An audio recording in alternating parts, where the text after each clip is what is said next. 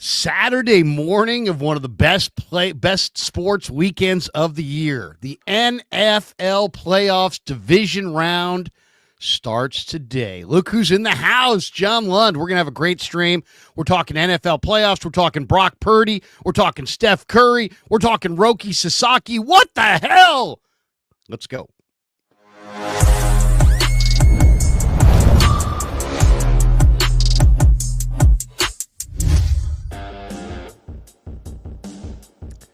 All right, welcome to the Krueg Show, bright and early on a Saturday morning, 9:04 West Coast. That means it's 4 minutes after noon back east. Good morning, good afternoon.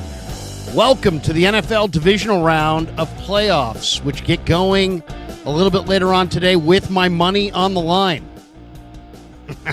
That's my degenerate gambler way of saying I'll be betting all these games. So I want your betting advice as well in the chat. But welcome to the Krueg Show. Of course, we're brought to you by Pig and a Pickle, the best barbecue in all of Northern California. Check them out. They're in Emeryville. They're in Corte Madera. And if you're watching in like Ohio right now, you're like, where the hell is that? It's in Northern California, right near San Francisco. If you're in Northern California, stop by, go to Pig and a Pickle and get the best barbecue in all of Northern California. Say hi to Damon and Mary. Get some brisket chili. Tell them that Krueg sent you. We're also brought to you by Sharp Corners, Sports Cards and Collectibles along the Monterey Peninsula, 205 Cypress Avenue. Down in Pacific Grove, my good friend Anthony Catania can be reached at 831-521-5264 for all your sports cards and collectible needs. And as you see above John's head, today's stream is brought to you by Mancini's Sleep World. Mancini's offers a 120-night guarantee with a range of brands and price points. With Mancini's, you get free next-day delivery. I love my Mancini's bed. All you got to do is click the link below or go to their website, sleepworld.com, and find a bed that works for you, whether you shop online or visit in store. If you know me, you get 10% off. Krueg 10. Krueg 10 is the code you got to use when you check out. You get 10% off. Once again, Krueg 10, Krueg 10, and you'll get 10% off your mattress purchase in any Mancini store or online at sleepworld.com.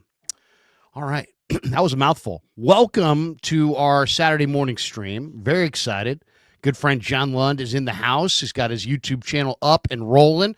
Johnny, why don't we start there, man? How's the YouTube channel going? And let's give everybody in here. Let's give John a like and a subscribe, and let's help build his channel up as much as we possibly can. How's it going so far? Yeah, it's amazing. You learn more every day, and I learned a lot from you. And I'm using a new program that you use. So yeah, it's been absolutely incredible, and we're just learning more by the day, and it's awesome.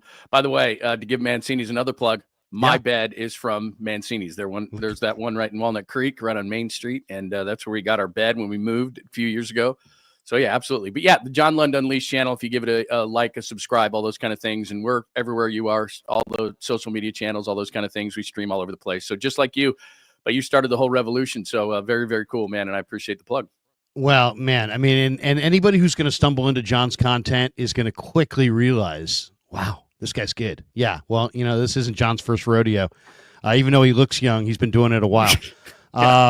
Let's start with the playoff games this weekend. Mm-hmm. Before we get into the predictions, let's talk about the Brock Purdy angle, because there's an awful lot of people, the biggest question in 49er land, as you know and I know and everybody in the chat knows, is what is Brock Purdy's contract going to look like? That is the big question. It really is. It's not just a vanity question either. It's a very functional question, because this is the biggest contract on their entire roster. It will severely and dramatically impact how they build the roster around him. It's not just, it doesn't matter. Oh, well, it's in the stars. It's in the numbers. No, if you pay this guy $45 million, you're going to have a whole lot more money to spend on the rest of your roster than if you pay him $75 million. And yet there's a market, and Dak Prescott is at the top of it at $60 million. Not that you have to pay Brock that, but this is an awkward negotiation because there's no natural starting point.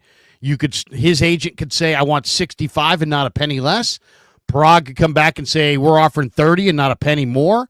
And you could wind up at an old-fashioned impasse. Now, I've heard your old partner, Greg Papa, with Tim Ryan, suggesting that, man, the Niners would really love to get Brock, right around $45 million or north of $45 million. Yeah, Yeah, I'm sure they would. But I also have had consultation with his agent, and I get a feeling that that's pie in the sky and not going to happen. So, John, I guess I'll throw it to you. If do you see a smooth negotiation with Purdy? We'll start there. Or do you see two sides that could be strident in their position? Could you see Parag and Kyle Strong and Brock's agent being, maybe as much as, 25 or $30 million of AAV away from each other's offers? What do you envision? Well, it's hard and it's complicated because, okay, you might be able to come to an AAV, which is it's not 45 because Trevor Lawrence is making 55 and Tua is making 52, and it's pretty easy. And Jordan Love is making over 50, so that's the ballpark he's in. So there's no way you're getting him for 45. But then there's so much more things that are complicated. How much is guaranteed? How quickly to get the money? Parag Marathe has got to play this shell game, and David Lombardi did this the other day, and he's pretty good with the numbers. He had basically the first year cap number being 15, then 23, then 29, and then it jumps to the third, fourth, and fifth year, like $78 million. But as crazy as that sounds, remember, how long ago was it that Jimmy Garoppolo made $25 million and Derek Carr made $25 million and they were at the top? Well, that was only like, 2018, 2009, in that range. So we've doubled that number in 5 years. We might go up to 75 or 78 and think it's nothing in the next 5 years. So AAV is a massive part of it because that's the ego part of it for the agent. But then it's all these other things that you have to worry about. How much is guaranteed? How quickly to get the money? Front loaded, back loaded, all these kind of things. Those are going to be the complications. And although Brock has said the right things and saying that he wants to get it done quickly, and the Niners have said, John Lynch said at the press conference you were at, he wants to get things done quickly. What's the history of the 49ers? July, August, September. That's when Kittle got done, Warner got done, Bosa got done in September, Ayuk got done late, Trent Williams held out. So everybody can say nice things in kumbaya, but it's not only that the deal gets done, it has to get done early, Krug. You know this. Yeah, it does. You got to throw with Ayuk. You got to throw with Pearsall. You got to get back on the same page with these guys. And his agent, it's not about Brock. People have to remember this. It's about the agent. The agent wants the most money because he's got to get other clients. And if he gets lowballed at 45 million AAV, who's going to want to sign with him? So the agent is a major part of this. Even though the player works for the agent, it's like a Scott Boras situation. You're not going to take 45 AAV. I will not allow it. The NFL Players Union gets allowed. Whoa, it gets involved. Whoa. You're the top quarterback this year. You can't take less because it's the guys behind you that have to get more. So even if Brock wanted to get in there in a quick way and all these kind of things, as weird as it sounds, it's not always up to the player. He's got to be beholden to the Players Union, to the guys behind him, his agent. It's like, whoa, you're lowballing me. Now I'm not going to get any other players. So it's a really complicated situation, but also the difference between those guys that have gotten deals done in a not like Ayuk, the timing was not great. Brock's got to get this done early so that they can start throwing together because, as you know, it's just weird how they keep the players away and you can't go to the facility. You can't do this and you can't do that. He's different than the rest of the guys. He's leading the team. So everybody's watching that. And then here's the other thing. You want to get Hufanga done? You want to get Dre Greenlaw done? Any of these guys? You want to participate at all in free agency? The base of the house is Brock. So you can't make any of these signings until Brock Purdy's done because he's going to take up so much money. You can't say we're getting Hufanga done first because then you've taken some money. It's really complicated beyond just can the Niners and Brock get to an AAV that is acceptable, because the AAV to me is simple. It starts at around 55, no less, and it only goes up from there. No question. I mean, I any way you slice this, it's not about, first of all, I think everybody's got to take a breath for a second. Okay. Take a breath and realize that these quarterbacks, Jimmy Garoppolo at one point was the highest paid quarterback in the league. And this is kind of how this thing works, but the cap keeps going up. And over time, these contracts look more palatable over time. The numbers keep going up. So I think there's going to be initial sticker shock on this Brock contract, but I think there will be some protections that cover the club. But here's the thing. I mean, this is why it's so crucial, is that I'm looking at 49er Web Zone right now. I might as well share the screen and you can see this. And this is an article that they have up right now. And it's basically after the 49ers sign Brock, who's going to have to be lopped off? Who's going to be a cap casualty? And they're saying salary cap resource overthecap.com recently published a list of 100 NFL players who might become cap casualties with their teams parting ways with them to free up salary space. 6 49ers are on this list. Malik Collins, Leonard Floyd, Yatir Gross-Matos, Jawan Jennings, Kyle Juszczyk, and Deebo Samuel. I don't love looking at this list. Why? Because these are kind of like a little subsection of the Niners roster. In a lot of ways, these are some very key players on the team. Collins, Floyd, really all these guys you could point to at one point or another outside of Jennings and Gross-Matos and say they're starters. But even Gross-Matos has started and Jennings has started. So you're looking at like 6 starters. 3 on defense, 3 on offense. I'd focus on the bottom 3. First of all, Jawan Jennings is not going anywhere. They love him. He sets a tone. Jawan Jennings is not going anywhere. And they signed him to a short-term deal as a restricted free agent, and he's going to get paid at some point in the next couple of years. This is why not only is Brock's contract important, it's important how they structure it. And you basically have to have certain guys front-loaded, certain guys back-loaded. It's like a chess game that Prague has got to figure out, but he's good at it. But you've said this before. Juszczyk's just not utilized enough to justify the money that he's making. So he's not going to be around. He already had a pay cut last year, so I don't expect Juszczyk to be on this team. I had Matt Mayoko on this week, and we debated Deebo Samuel. I just don't see it. I don't see how you can pay Deebo Samuel $24 million this year when, to me, he's your 4th best wide receiver. Ricky Pearsall is going to play in the slot. Brandon Ayuk's going to come back. You just signed him. He's not going anywhere. And Jawan Jennings, they love Jawan Jennings and the tone that he sets. And if not being kicked out, that was stupid that they kicked him out of that last game against Arizona. He's a 1,000-yard receiver, and he can get open with his size, not with his speed. He high points the ball. He blocks like hell. They love him, so he's not going anywhere. He's got guaranteed money, by the way. Right. If you look at this article, $1.17 million guaranteed in 2025. The only guy with these 6 guaranteed. Yeah, I think Deebo and Juice are probably gone. And that's the way it's going to go. And like you said, they're going to have to do some of these things, even if they'll have a shockingly low number in the first couple of years. If Lombardi is even remotely correct, he went 15-1, about 23, and then 29, which are all fair numbers for a quarterback. But then it jumps to 74. But I think that the thought there is like you just said, we've gone from 25 as the highest paid quarterback to over 60 now with Dak Prescott. That's since 2018. So in a 6-year period, it's gone from 25 to 65. Now, I don't expect it to jump that much in the next 6 years, but 74 may not be as crazy as it sounds today in 4 or 5 years. Brock's getting that money. I mean, I'm looking over the comments and people are saying, oh, like 55 is crazy. It's not. He's not taking less than Jordan Love. He's not taking less than Trevor Lawrence. He's not taking less than Tua.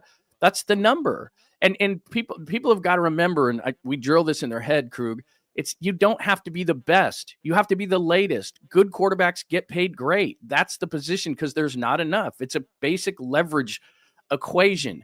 That's why, I didn't love the Ayuk signing because there's a bunch of receivers that come in every single year. You had the leverage over Brandon Ayuk. And if he wanted $30 million, then you should have traded him.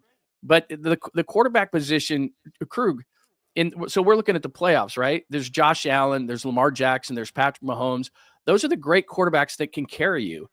Those guys deserve to be paid. But then after that, beauty's in the eye of the beholder, whether it's Stafford or whatever direction you want to go with your quarterback.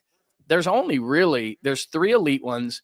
There's maybe 5 really good ones. And then beauty is in the eye of the beholder. And that's where Brock is. But he's the latest. And he's not taking less than $55 million on an AAV. It's not going to happen because he's going to look at Tua and say, I'm better. He's going to look at Trevor Lawrence and say, I'm better. He's going to look at Jordan Love, especially the way Jordan Love's been playing. He's better. There's not even a debate. It's not whether he's worth it. His contract is up now, and that's what the market bears. Herbert makes $52.4 million. Right. Herbert is 1 or 2 games over 500. Herbert has never won an AFC championship game. He has never been to the Super Bowl. So, I mean, this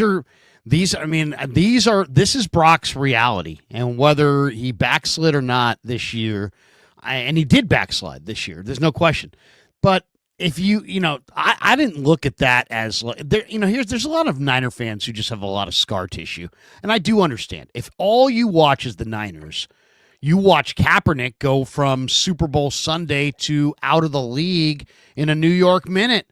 You watch Garoppolo go from Super Bowl starting quarterback to he can't even hang with the Raiders to he's the backup. Very, very quickly. So if your scope is narrow and you're just like Mr. Niner fan and you like, well, Cap, I loved Cap. I bought the jersey. He betrayed me. I loved Jimmy. I bought the jersey. I was not rewarded for my confidence. I can't believe in Brock Purdy because clock's going to strike midnight and he's going to go back to, whatever. He's had a lot of success. Yes, he was like 18-4 up until the Ravens game and has not been as good since.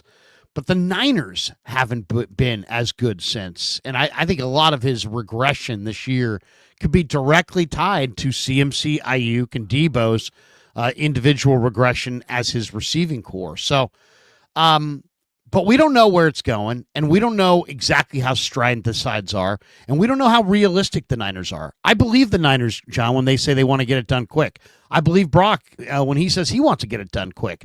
I believe you when you say there's no way in hell the Niners want to have this drag out or have it be any kind of a holdout situation. But let's just say this number does get to, I agree with you that 50 to 55 million should be basically the sweet spot. But let's just say that Kyle Strongen is like 68 million and we're not moving. And it's just one of those things. He's not showing up. 68 million. What do you do? What do you do? Because I will say this. This is the first time in history. I mean, I've been following the NFL for years. I can't remember an offseason where there were this many seemingly capable quarterbacks that are going to be available. Now, here's the list, okay? These are guys that are available this offseason most likely. Sam Darnold, Zach Wilson, Russell Wilson, Justin Fields, Drew Lock, Marcus Mariota, Trey Lance, Joe Flacco, Mac Jones, Carson Wentz, Teddy Bridgewater, Jacoby Brissett, Andy Dalton, Jameis Winston, possibly Kirk Cousins, possibly Aaron Rodgers, and there's probably a few others. And then, of course, if you wound up in the draft, you could go after a Cam Ward. I guess he would be an option if you thought Cam Ward was a star. You should trade 3 first-round picks for him. Well, here's the other one. I mean, there was a website here, 49ers and NFL News, who said, "Hey, how about trade Brock Purdy for the first pick overall?" And when I first saw it, I laughed. But then I thought to myself, you know what? We don't know. We don't even know who Tennessee just picked their GM, I think, yesterday. They could get cold feet on a Cam Ward or a Shedeur Sanders and say, "Hey, we'll take the sure thing." Let me ask you this, because you and I think have had this discussion, but I certainly know I have, which is, if you look at, I don't have the draft order in front of me. I should do this before I say it. But the Jets, I think, are 7. New Orleans is 9. I think, something like that. If I'm one of those teams, and people forget this because we become so enamored with the draft is 50-50 in the first round. Right? Go back and look at the quarterbacks drafted, like the Trey Lance draft. Trevor Lawrence, I thought, was going to be a superstar. He's not. Wilson was the second pick based on a season that basically had a big veteran offensive line, and he wasn't very good. Oh, there you go. Then Trey Lance was picked 3rd. Mac Jones was 15th. I mean, they all bombed. So the first round is 50-50 as it is, and then it just goes down from there. So my point is this, all right, Tennessee's going to take a quarterback at 1. Probably Cleveland takes Shedeur unless the Giants give them a great big offer and they move up to number 2. But then Abdul Carter, I like him. But let's start looking at teams that need a quarterback but aren't in a position to, at least rookies. The Raiders at 6, they're not going to trade with the Niners. They hate each other. But 7, if you're the Jets, would you pick, would you trade 7 for Brock? Yes. If you were New Orleans at 9, Derek Carr stinks. Would you trade 9 for Brock Purdy? Yes. Because what's happening here is that I don't know if Cam Ward's going to be any good. I didn't hear all this hype on Cam Ward when he was a quarterback at Washington State as the number 1 pick. He was like a mid-rounder. Shedeur Sanders, I don't want to be in the Shedeur Sanders business. So if I'm a team and I like the Jets need to win now, their fan base has had it. Brock Purdy for 7, and then you turn around and sign Sam Darnold for, I don't know. Sam Darnold's not going to be cheap. People are saying the Baker Mayfield contract at 3 and 100. I think it's going to be more like he's going to probably get 40 or 35. I think he's going to be something like, 4, and still it's going to be a lot cheaper than Brock. I mean, you want to pay 40 for a quarterback, 35 for a quarterback, you might be able to get Sam Darnold. Would that be your first choice? I mean, like let's just say the Niners and Purdy got to an impasse, and you could get a pick. You could get a pick for Purdy, 7 or whether 9. it was the first pick or the Raiders pick at 6, or you got to remember this. It's going to be Ben Johnson, so it's Ben Johnson, whatever he likes. I bet he likes Brock Purdy because again, I'd rather have the known. I mean, look, Brock is not going to be a superstar quarterback. He's solid if he has solid guys around him.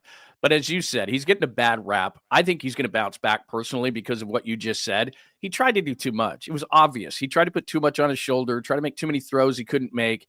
He just, that's not him. He's got to play within the context of that offense. He's got to use his head. Don't turn the ball over. Don't take too many risks. He got out of whack because he thought that he had to put too much on his shoulders. I really believe that. So when he comes back next year, new mindset. I'm not saying he's going to be the best quarterback in the league, but he's probably a top 10er when he's right. So you're telling me the Jets at 7, who have had so many quarterback issues, are going to delve back into, like, Sam Darnold's not going to the Jets. Are you kidding me? He's not going back to New York. So they don't have an opportunity to get Darnold. What are the Jets going to do? So they sit there at 7, and the Niners call him and say, hey, you can have Brock Purdy. Brock Purdy is probably better than Cam Ward and Shedeur Sanders. I don't know that, but as we well know, all these guys get drafted in the first round, and everybody's excited and hyped up, and then all of a sudden the guy plays, and it's like, whoa. Like Jaden Daniels is a really nice player, but he's not a finished product. They're going to sit there at the NFC, and especially the NFC East, is going to sit the entire offseason and say, how do we stop this guy? Well, you know what you do? He's thin. You hit him, and you hit him, and you hit him. That's going to be the thing against him. Is he RG3 or is he legit? So you don't even know after a year if a guy's really, really good. And then, like I said, you go back to the Trey Lance draft. The first 3 picks, Lawrence, he's not great. Zach Wilson is on his second team. He's not showing anything. You know who the guy that I think is going to be the next Reclamation project? And I'm not saying he starts for the Niners next year, but it's Daniel Jones. Daniel Jones. It's funny you'd say that. Pick. He's got great skill. He's got athleticism. He was in New York. Where was Sam Darnold? He was in New York. Where was Geno Smith? He was in New York. That city and that market zaps your confidence. And a lot of times it takes you a couple of years to get away from it. But Daniel Jones he was the 6th overall pick. He has everything you need. His confidence was just zapped. That, he made so much money. They talked about it constantly.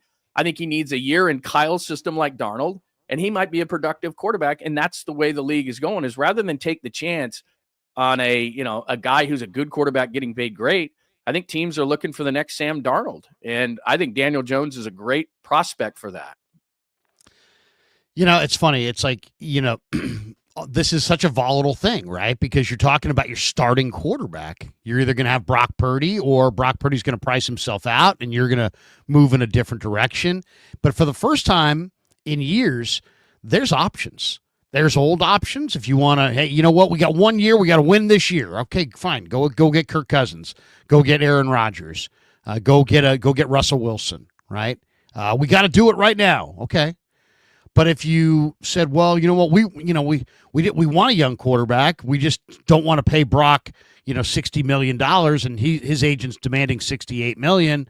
We don't want to pay that, and we got a team that's willing to give us a first-round pick for Brock, and we're looking at some of these other quarterbacks. Here's a name that is not going to make you go, wow, I really like this guy. I'm going to share the screen on this one. I won't even say it. I'll just share the screen. Are people going to get angry? People are going to get angry. Anger coming right now. What do you got? Oh! I got Drew. Back up at Seattle. It wasn't terrible. I got Drew Lock. Okay, let's talk Drew Lock for a second. 6'4", 228 pounds. Big arm. 28 years old. Second round pick in the 19 draft. 42 overall.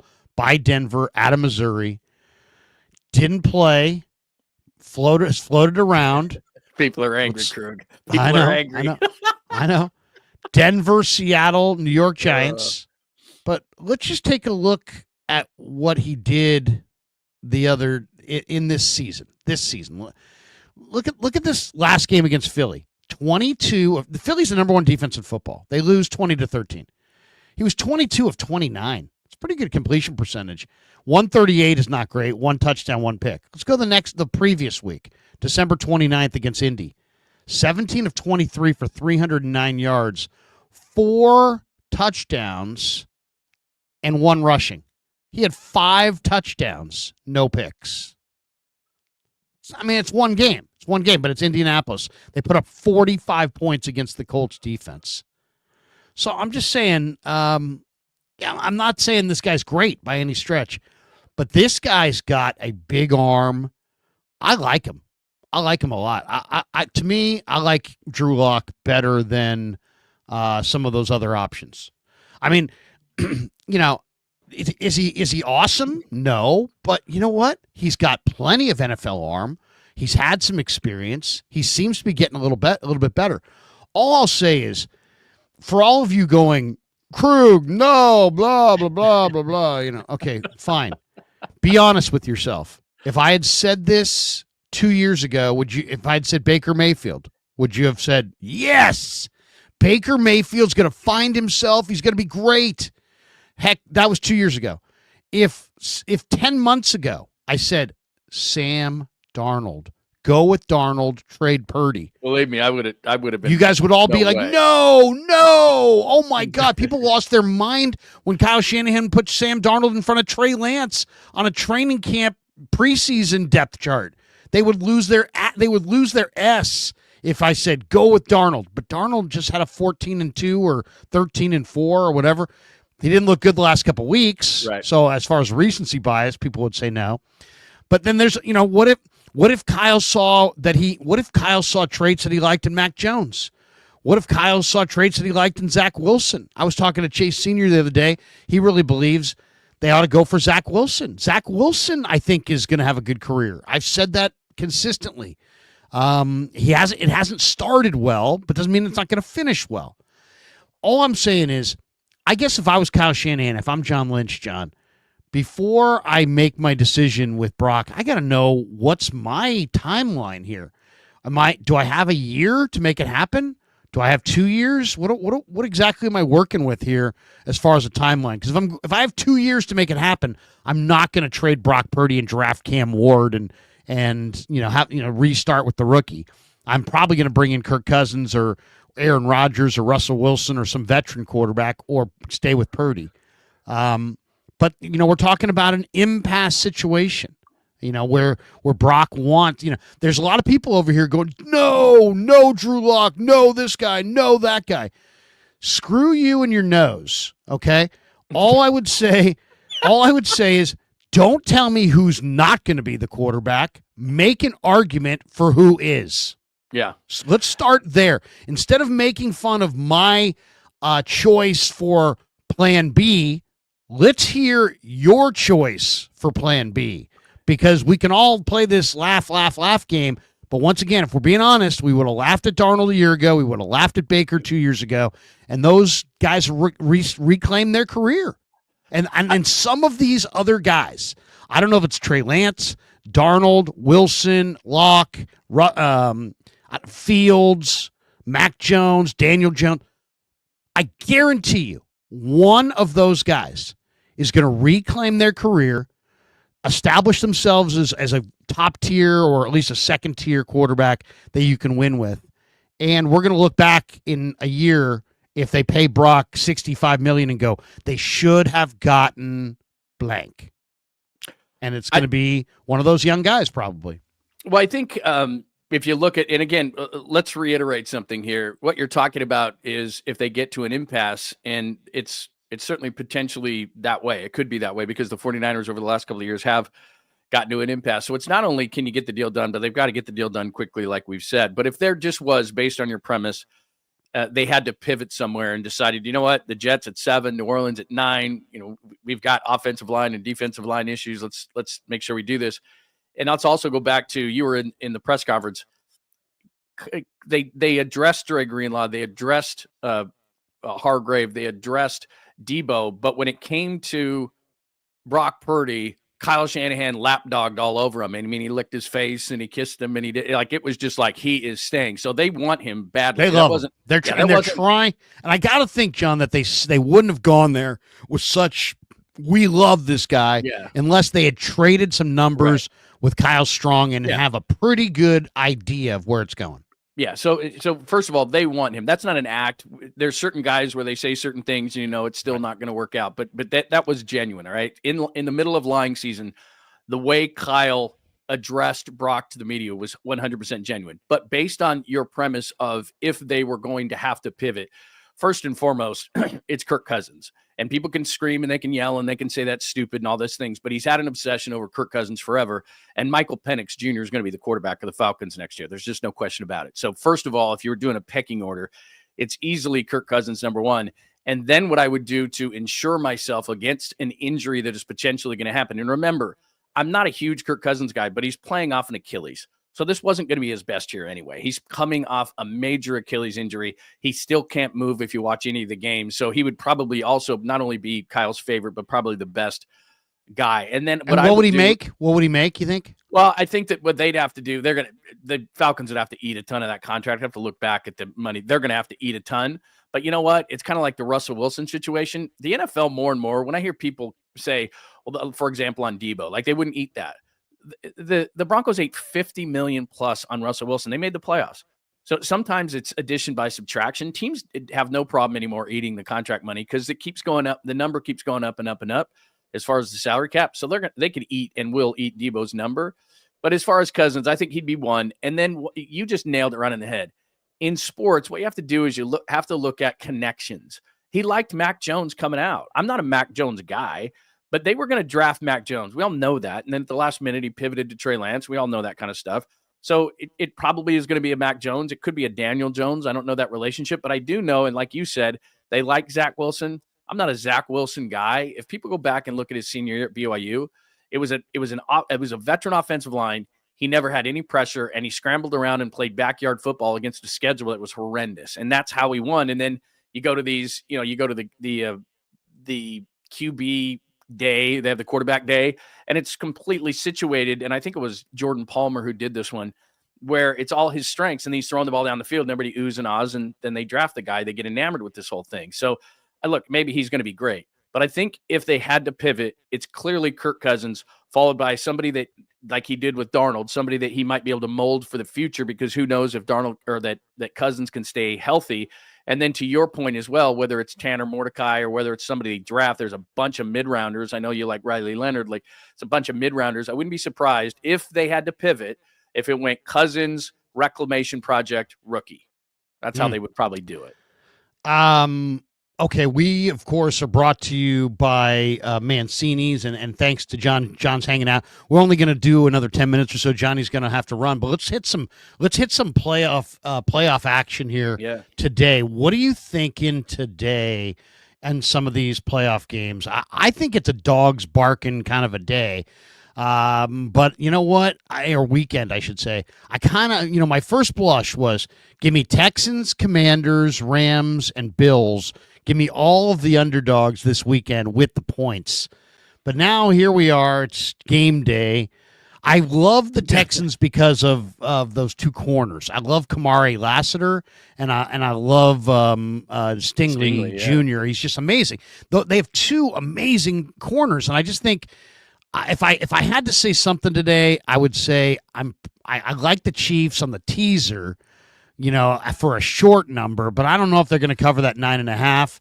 I think my bet on this first game is going to be Chiefs on the teaser. So Chiefs, let's say -2 or 3, and then tease it up and go under. Because I think the Texans defense is going to be good. I think the Chiefs defense is going to be good.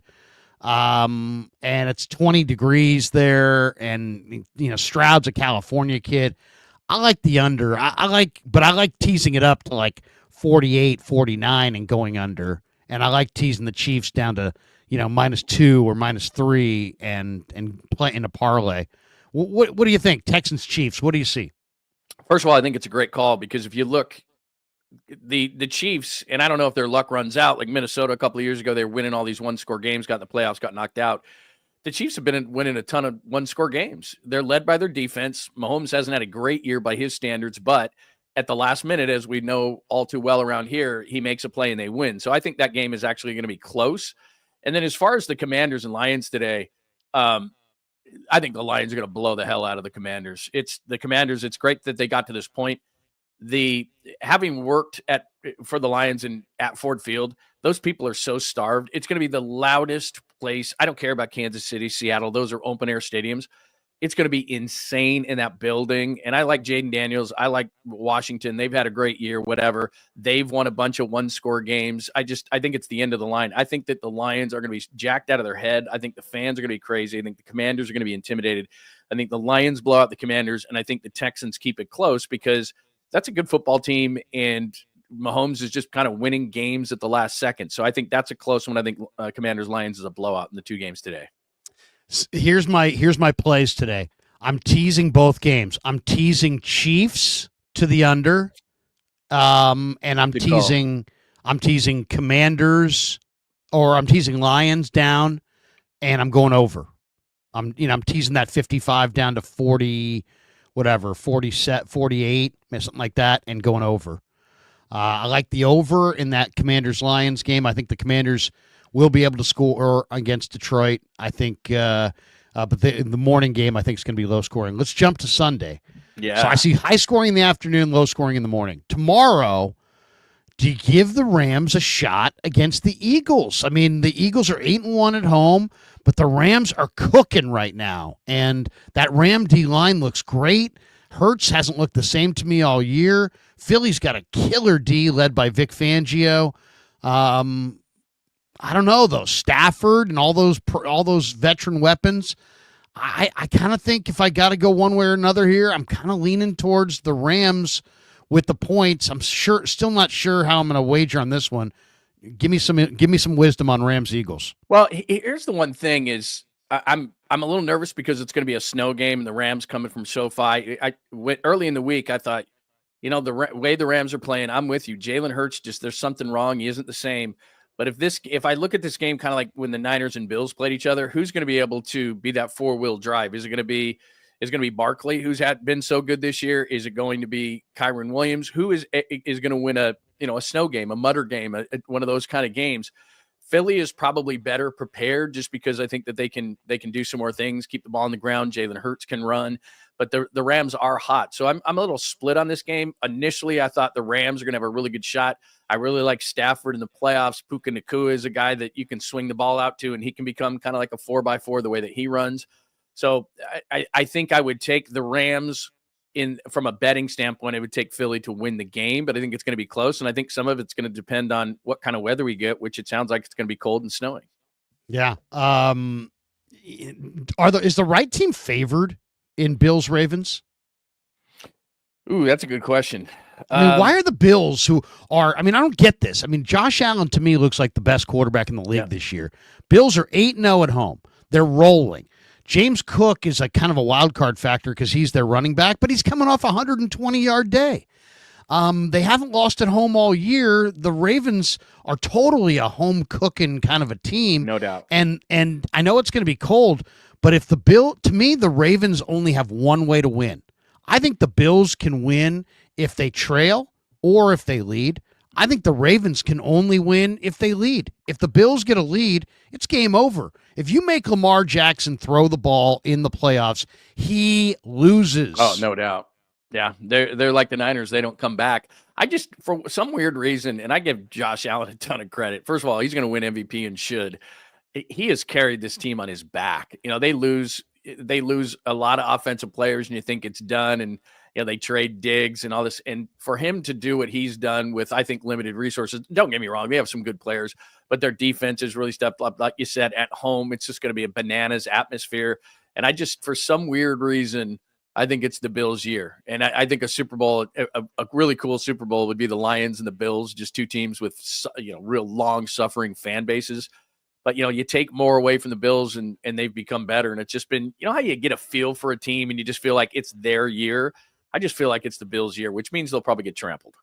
because that's how I do it. Yeah, exactly. I endorse a team wholeheartedly, and then it's like these blow up in front of our face. But no, I think it's the Bills' year, and I think that game's going to be close just because I have that much respect for Lamar. But you brought up a great point. From a playoff standpoint, you look at the Ravens, especially the last number of years, and they just haven't been able to get it done. You know, Lamar has not been as great in the playoffs as he's been in the past. There was no reason they shouldn't have won that game last year against Kansas City. They forgot to run the ball. And this year they won't do that with Derrick Henry. That's what it comes down to. And that's why they went and got Derrick Henry, because what was it like? I know Lamar ran a bunch of times against Kansas City, but it was like 6 plays to the running back or something last year when they lost that game to Kansas City. It was like, what are you doing? Like, how did John Harbaugh forget to run the ball? That's what you do. The Ravens just do weird things. They're not going to do that with Derrick Henry, but if they can stop Derrick Henry, which is huge, and make, as you said, Lamar a pure passer, it's going to be difficult for the Ravens to win. It's going to be a quick stream for us today. Daniel Silvera, 2 supers here. Good morning. We're good. We're good. Okay, good. He says, Daniel Silvera says, good morning, John. Redskins plus 10. Let's eat. And we got this one from Brunson, who says, one reason Brock would not get $55 million is because the 49ers are probably the only ones who would pay him that much. That's speculation. I don't think that's true. I don't think that's true either. I think I understand why you don't want to pay him, but being ignorant of the current market and the current market conditions is not a strategy. That's, as Billy Bean once said, hope is not a strategy. Hoping that somehow you can snap your fingers and that today's market won't apply to your quarterback, so you can pay him more what you want to pay him, which is 35 to 40 million instead of 50 to 55 to 60 million. I get it. I'm with all of you. I want to see a cheap quarterback so I can have a better team, but it's not the way it works, and I don't think that's the way it's going to come down. I'm just looking at this right now. Dak Prescott makes 60. I think he's better than Dak Prescott. Trevor Lawrence makes 55. He's better than Trevor Lawrence. Jordan Love makes 55. He's better than Jordan Love. Burrow makes 55. He's not better than Burrow. Tua makes 53. He's better than him. Goff makes 53. I think Goff, to me, is what Purdy was last year. He's got all these weapons. All the weapons are healthy. Now Montgomery's coming back. I get it. But Jared Goff, when we saw him with the Rams or even early with the Lions, he didn't have the weapons and he wasn't great. So I kind of liken him to a Jared Goff. When he has everybody around him, he looks absolutely great. When he doesn't, he doesn't. Justin Herbert makes 52. Jalen Hurts makes 51. You're going to make more than those guys. Hurts signed that contract a couple years ago. Jalen Hurts is hot and cold. All those guys I just mentioned, whether you want to have this debate of whether he's better than them, whatever, he's the latest. And what works is he's in the realm of all those. He's in the group of those players that I just mentioned, and they're all making from $50 to $55 million. He's the latest. So what happens to the latest? They get paid more. It goes up every single year. It never goes down, and it never stays flat. So when Brock Purdy goes, when you're talking about Brock Purdy amongst his peers, there's no way in hell his agent, who again, he works for Brock, but he's not taking less than those quarterbacks. He just can't. I mean, I'm going to go down. Josh makes 43. Stafford makes 40. The only reason those guys do is because they signed those contracts years ago. When those guys are up, those guys are going to be at 65 and 70. So look, I get it. What people are saying, he's not as good or whatever the case may be. Jimmy Garoppolo wasn't the best quarterback when he was the highest paid, nor was Derek Carr. They were the latest. And that's how the game works. Good gets paid great because there's not enough quarterbacks to go around. It's a pure leverage discussion, and Brock's getting the money. And I agree with you. You don't want to pay great money. That's the way it works at that position. There's no leverage. If you say we're not paying Brock that, we're going to trade Brock. So is it going to be Darnold or Cousins or all the names that you just reeled off there? Is Kyle so confident and almost arrogant in his ability to be the great play caller and the great offense and everything that he thinks that he's going to take even a Daniel Jones, who I think has upside, or whomever, or whomever we mentioned, Zach Wilson, or throw a name in there, Mac Jones, and he's going to just take one of those guys and say, my system is so good we can win with anybody. That's not the way Kyle is operated. I just don't think I don't think he's going to take that kind of a chance with still a Super Bowl winning roster. He believes it is. I think we all do. They get healthy. They're going to be in the mix. You think that Kyle Shanahan at the most important position in the game is going to take that chance? And all you have to do is look at the quarterbacks left. Lamar Jackson, Josh Allen, Patrick Mahomes, CJ Stroud, Matthew Stafford, Jalen Hurts, whatever you think of those quarterbacks, they're all top 10 quarterbacks. And that's what's left in the game.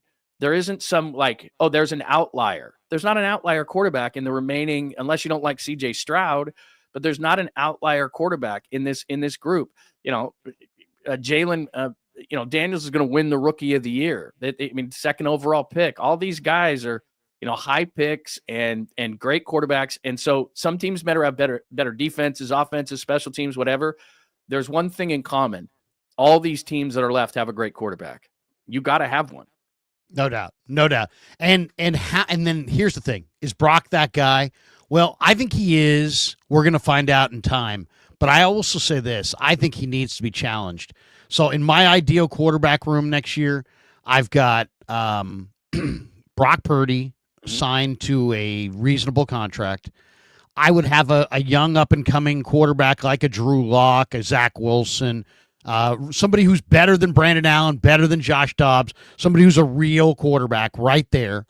Then I would go with Tanner Mordecai, and if I could find, a quarterback in the draft that I like to compete with Tanner Mordecai for that third spot, that's my ideal room. I'm saying goodbye to Dobbs, bye to Brandon Allen, re-signing Brock, bringing in a better veteran, because I believe in Brock, but at the same time, I really think that Brock's greatest thing is he's a competitor, and you got to have that guy sitting there who can beat him out or who can at least challenge him if he doesn't play well, so that you get the best out of Brock. Bill Walsh was a genius, right? He knew personnel, he knew football, but he knew people. And he knew that Joe Montana wanted no part of Steve Young sitting behind him. But he also knew that he'd get the best out of Joe if Steve were sitting there. And then he knew he'd get the best out of Steve with Joe right there. And he pitted them against each other, and it led to really the greatest stretch of 49er football ever. And nobody likes to compete for their job, but it's healthy to compete for your job. Competition is what this whole country has been formed on. And I just really believe that if you want the best out of Brock Purdy, pay him, support him, draft good players around him, build a offensive line that's a fortress, but then have another guy there to keep driving him so that you have that consistent competition. I think that's the way to go. That's how I'd go next year if I was. Let me ask you this: if they pay Brock 55, do you have a problem with it? Do you think he's going to bounce back? I mean, my theory, like I said, is I think that Brock tried to do too much. I think that they lost offensive players, and he got out of his realm, which is Brock Purdy. And again, I liken it to Goff in Detroit. He has all these great players around him. He's able to get the ball out of his hands. He makes good decisions. He doesn't make stupid decisions. It's not about his athleticism. It's more about the mental side of things and reading it and getting rid of the football and doing the right things and making the right choices. That's what Brock did his first 2 years in the league. And now that he's up for a contract that didn't have quite the year that everybody thought he would have, I kind of assumed it, like Brock's going to have another great year. They're going to make the playoffs. He's going to prove it. They're going to give him the contract. Everybody's going to be cool with it. And now there's this big debate. I think he's going to bounce back. I think that with McCaffrey coming back and the receivers they'll have, I was going to say I have no doubt that they'll fix the offensive line, but I do. I think that's going to be really difficult to do in one off season. But if they are committed to it, I think they can do it. All you have to do is look at the Rams' offensive and defensive lines. They stole that directly from the 49ers. They got sick of getting punched in the face, and they made a concerted effort both on the offensive and defensive lines to draft and sign free agents to fortify that, despite the fact that they lost Aaron Donald on the D-line. The 49ers have to do that same thing. But do you have a problem with paying him? If it came down to it, are you cool with it? Do you think he'll bounce back? I do think he'll bounce back. I do think I do think I would pay him that. I think he's your best option. He's your hardest worker. But to me, it's like, don't do it unless you're going to build up around him. Like, for example, let me just give you I know we're going to finish up here, but this is one last thought here. The 49ers under Kyle Shanahan, since he's been with the 49ers, are 6-1 in the playoffs when they outrushed their opponent. 6-1 in the playoffs. So the Niners this year rush offense fell to 12th in the NFL, and they have Christian McCaffrey, J.P. Mason, Elijah Mitchell. I mean, their offensive line is not good. You got to build up your offensive line. I've studied this thing all day, every day. I've looked at the entire season in the All-22. I took 3 days and went through the entire All-22 for the entire season. Jake Brendel has got to go. And I hate to say that, but there are 32 starting centers in the NFL. He finished 18th with a pass blocking grade of 55.1 on 656 pass blocking snaps. He was the weak link of the 49ers offensive line. He allowed the 7th most pressures by any center in the league with 28. He allowed 22 hurries. He committed 10 penalties. 10 penalties. He was a Pro Bowl alternate. That was 3 freaking years ago. All right? They should have listened to me and gone with Zach Frazier instead of Ricky Pearsall, and they would have been a much better football team this year for it. Frazier was one of the best centers in pro football as a rookie. They got to get a center. And to me, there's a couple really good ones. The Texas center, Majors, really like him. There's a late-round center from Montana State named Marcus Ware, who's playing right tackle right now. Yeah, I read a piece on him. He's got a lot of talent. He's a brawler, tough guy. And then Drew Dahlman. Chris Dahlman's, remember, John, we had Chris Dahlman, the former Niner. He was the honorary captain. We had him in studio for one of the pregames. Yeah, we had like the 3 offensive linemen in there. That was cool. Derek Deese, and yeah, it was cool. Yeah, and I think Dahlman might be the principal of a school in Salinas or something like that. Anyway, but his son Drew played at Stanford as a phenomenal center. He's a free agent. He's run the same scheme in Atlanta. He's a really good player. The Niners have paid centers in the past, from Alex Mack to Weston Richburg. Drew Dahlman, I don't think they're going to be super active in the free agent market, but Drew Dahlman would make a lot of sense. So got to get a center. To me, the road grading guard in this draft is Tyler Booker from Alabama. Go look at him. He's just an absolute beast. And my favorite tackle in the draft is a guy from NC State named Anthony Belton. Huge guy. Who's 6'6", 335. There's also a guy named J.C. Davis who went to McClymonds High School, who played right tackle for Illinois this year. And Illinois had a really good team, and they ran the ball effectively. And this guy just absolutely bulldozes people. And he's an Oakland kid who went to McClymonds, as I said, and is really exciting. And he's probably a 5th-round offensive tackle, 4th-round offensive tackle. So there will be some okay guys there, but it's you're going to have to find a guard, a center, a tackle. You got to rebuild this offensive line. You got to get a big, powerful running back. You have to be able to run the ball in the low red zone. And I think this is a phenomenal year for tight ends. This is the year for the Niners to draft 2 tight ends. Mitchell Evans from Notre Dame is amazing. Harold Fannin from Bowling Green. I like. Terrific. He's going to be a mid-rounder. He's good. Jalen Conyers, who was at ASU and transferred to Texas Tech. Yeah. He's a really good tight end. There's a bunch of really good tight ends. Caden Priestcorn from Ole Miss, really good tight end. There's a lot of them. I wish they could get yourself a couple tight ends in this draft. I wish this they is had the tight end draft. I wish they had a lot of other positions set along the offensive and defensive line so they could go get like a Tyler Warren or Loveland, the kid out of Michigan. Those guys are probably going to both go in the first round, and I just don't think the 49ers can afford a tight end in the first round this year.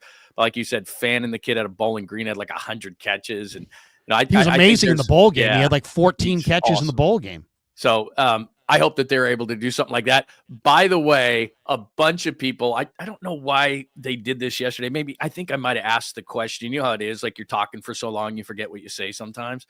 And yesterday I was doing a show and somebody jumped in and said, you and Krueg have got to do a draft show, So we'll definitely do it. Cause I've been just pouring your channel will grow so much during the draft too. Because Johnny loves the draft like I love the draft. I do. And I don't go into it. Like I'm not as nutty solid. As me. I'm pretty solid, like rounds 1 through 4 or something in that range. But like you take it over. Like it's so fun because you and I would do the draft show from 49ers HQ right next to the 49ers draft room, and then Kyle and John would come in. It was a lot of fun. They'd feed us steaks. I mean, it was the best day of the year. Big TV. Yeah. Oh, awesome. We had such a great time.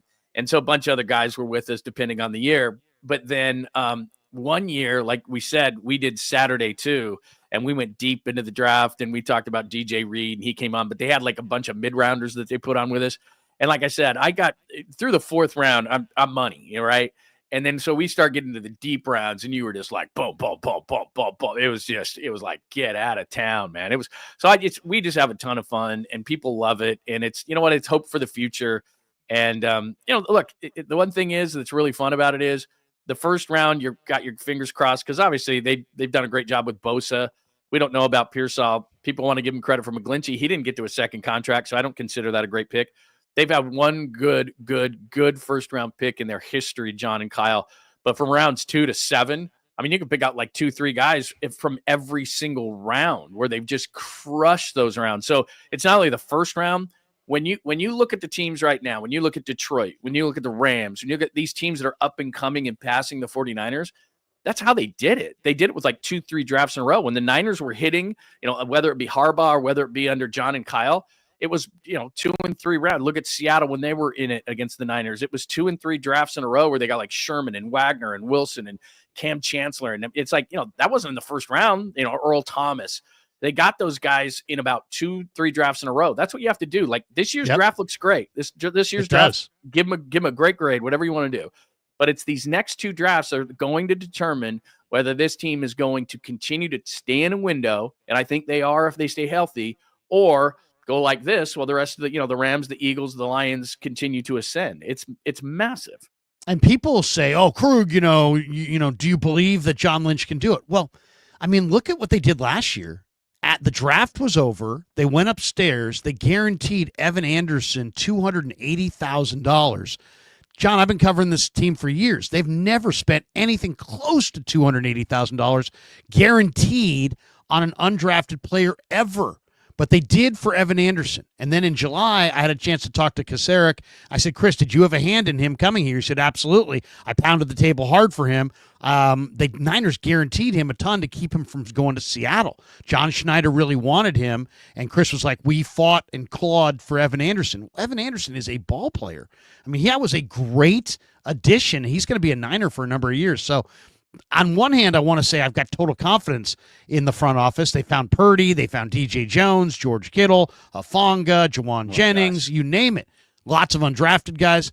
On the other hand, they've absolutely effed up their first-round pick most of the time, and they can't continue if they want to win. So 2 things can be equally true, I guess. Let's finish with James Foster, who says, okay, he's doing this one. Player A, 2 sacks allowed, 6 penalties. Player B, 1 sack allowed, 6 penalties. Any guesses? Both are right tackles in the NFC, and one is in the playoffs. I don't know how I would guess that, but I would maybe guess one of those guys is Lane Johnson, maybe? Probably. That would be my guess. James, I don't know where to go on that one. We Markel Randall. Ever thought of trying to steal Jeff Stoutland from the Eagles? A stat came out that has produced the most Pro Bowls of any position coach in the NFL. A lot of times these guys hire their buddies, and sometimes guys get entrenched. They have families. Their kids go to school. Sometimes there's reasons beyond the money or competitive reasons that a guy wants to stay in a certain market. So, but that's interesting. I hadn't realized that, and I'll kind of take a closer look at that. Thanks, Markel, for that one. That's going to do it for us. A big day of football ahead. I'm looking forward to some time on the couch. I'm going to hit Lenardi's, maybe do some grilling. Nice. Do some Very grilling. Nice. My sister's in town. We may from Connecticut. Nice. We may have a little dinner with her and her husband. So I'm looking forward to that. Haven't seen them in a while. Johnny, have a great Saturday, man. What do you got planned? You're going to be watching these games, I got to imagine. Oh, yeah. What they start at 10:30. I'm going to do some short stuff. I want to talk about Suzuki. One today, I think. Then, one. Yeah. 1:30. Sorry, 1:30 for 1:30. that. So we got a little bit of time before that. And like you said, what you just said sounds amazing. And then, I know I have some stuff to do around the house. I know that it's Saturday, and my wife is like, it's cool that you do a Saturday show now, but you still got to do A, B, C, and D around the house. So, I got the regular stuff, but you know how it is, man. You get the stuff done, and then you just veg on the couch the entire weekend. And I don't feel guilty about it at all. I'm just bummed out because a year ago at this time, you and I were getting ready at Levi's Stadium for Packers Niners, and that comeback and Dre's interception and the missed field goal by Carlson, who was a kicker for the Niners this year. And I mean, that was just such a fun run last year to Vegas to have the divisional against the Packers and the comeback. And that we were so scared that they could run it, and they did. And James Jones down the sidelines and all that kind of stuff. There was just so many things. And then Detroit the next week. So it's cool. I'm excited. I guess you don't have to get your heart rate up as much as you would if the Niners were in it. And as much as I am going to enjoy these games fairly objectively, it does stink that a year ago you and I were sitting together in the booth there at Levi Stadium watching that great Packers-Niners game in the divisional, and right now we kind of don't have a horse in the race. It's kind of a bummer. Oh, man. I tell you, when I came back to KMBR at the beginning of the football season, I had one thought and one thought in mind. John and I are going to be in the French Quarter in February. I know. For the Super Bowl. The first time you and I were together in Super Bowl 47, we had the best time ever. Like it was so cool. We had incredible. We just had such a good group down there. Write a book about that week. Oh my God.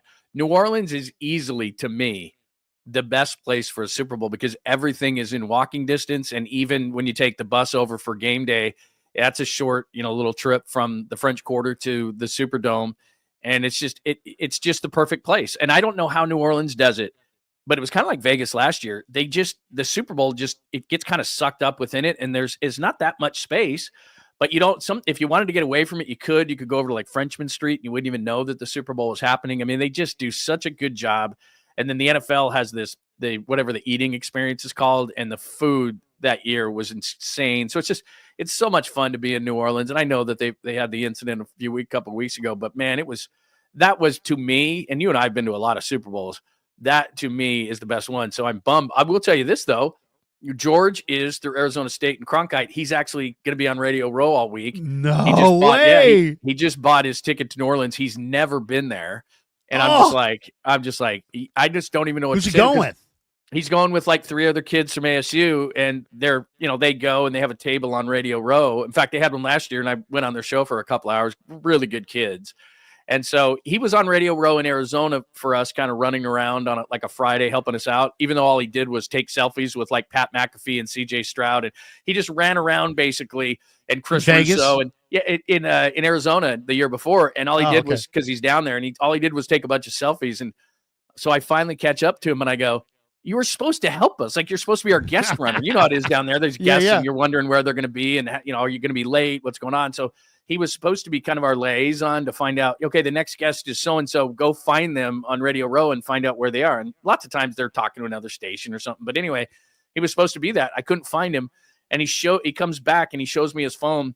He's got like 35 selfies with like everybody, Russo, Drew Brees, all the Brock Purdy, all these guys hanging around. He just goes, "Can I have a selfie?" So I'm like, yeah, that's cool and all, but you're supposed to be helping us. I got you a pass to help us. Right. So anyway, he's going to New Orleans. So I'm really jealous because, I mean, seriously, this is the first Super Bowl I haven't been to, I don't know, in 10 years. I mean, it's it sucks. New Orleans is the best. You got to give him the full rundown. He's got to hit. He's got to hit Pat. You got to hit Pat O'Brien. He's got to hit. And he just turned 21. Coach Sean. Got to have some amazing dinners. Good. You got to go. Yeah. You got to go to that rotating bar that Pop took us to that one time. That thing that goes in a circle. Yeah. You got to hit the casino. You got to. You got to hit the oldest bar in the country is in the French Quarter. It doesn't even have doors. It was open during Katrina. New Orleans. Bourbon Cowboys got to ride a bowl at the Bourbon Cowboy. Patty O'Brien's, like you said, he's got to get a hurricane there. He just turned 21 on January 3rd. I'm really scared for him because he's not like a big drinker or anything like that. But he likes to hang get around. A beignet. Get a couple beignets. How great is a beignet? Plus, his metabolism is like a bird, so like he can eat anything you want. Like not like me and you. Like it's like we look at a beignet and put on 15 pounds. That guy could eat 12 of them and no sweat. Eat anything. He could eat anything he wanted. I mean, it is such a fun place to go, and then to have it be like you said, Super Bowl week. I covered the Sugar Bowl there one year and was there for New Year's Eve.